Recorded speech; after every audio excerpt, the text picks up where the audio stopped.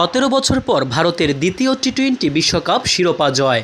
মাঝখানে হয়ে যাওয়া বাকি 7টি আসরে ছিলেন রোহিত শর্মা। সবকটি টি-20 বিশ্বকাপ খেলা রোহিত শর্মা এবার বিদায় জানালেন আন্তর্জাতিক টি-20কে। বিদায়ের ঘোষণা দিয়ে রোহিত বলেন, এটাই আমার শেষ টি-20 ম্যাচ। এই ফরম্যাটকে বিদায় জানানোর জন্য এটাই সেরা সময়। আমি এই ফরম্যাট দিয়েই ভারতের হয়ে খেলা শুরু করেছিলাম, এটাই আমি চেয়েছিলাম। আমি কাপ জিততে চেয়েছিলাম। তিনি আরও বলেন, আমি শিরোপা জিততে চেয়েছি। এটা ভাষায় বর্ণনা করা খুবই কঠিন। এটা আমার জন্য খুবই আবেগপূর্ণ মুহূর্ত। আমি আমার জীবনে এই টালমাটাল জেতার জন্য মরিয়াছিলাম। সুখী অনুভব করছি আমরা লাইনটা অতিক্রম করতে পারায়। 159 ম্যাচে 4231 রান নিয়ে আন্তর্জাতিক টি-20-র সর্বোচ্চ রান সংগ্রাহক হিসেবে এই ফরম্যাট থেকে বিদায় নিচ্ছেন রোহিত। এই ফরম্যাটে সর্বোচ্চ 5টি সেঞ্চুরির মালিকও তিনি। 2বার হয়েছেন বিশ্ব চ্যাম্পিয়ন।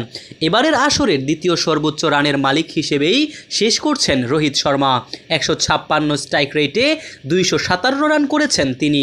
সুপার 8-এ অস্ট্রেলিয়ার বিপক্ষে 91 রান করে দলকে জয় এনে দিয়েছিলেন তিনি।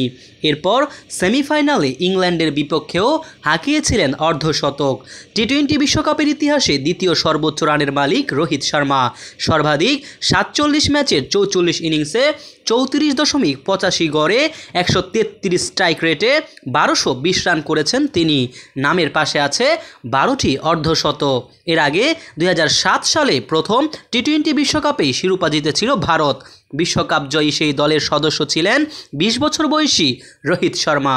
মোহাম্মদ সায়েম সরকার, নিউজ বাংলাদেশ 64।